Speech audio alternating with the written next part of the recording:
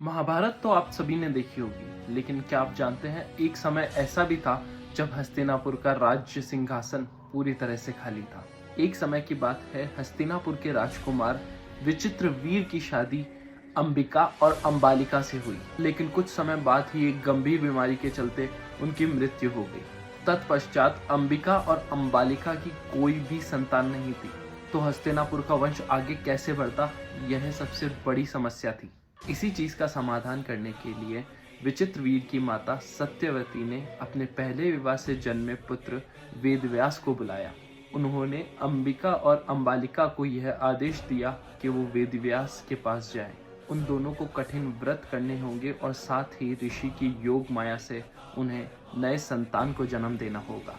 इसी चीज से अंबिका और अंबालिका बेहद डर गई थी और इस डर का असर उनके दोनों बच्चों पर पड़ा।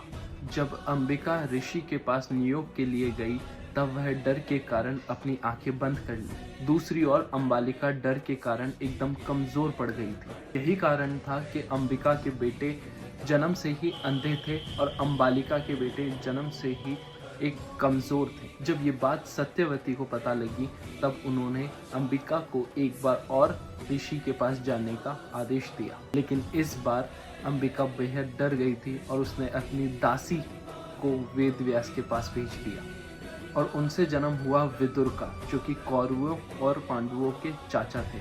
अगर वेदव्यास की मदद से पांडु और धृतराष्ट्र का जन्म ना हुआ होता तो ये महाभारत रची नहीं जाती। धन्यवाद।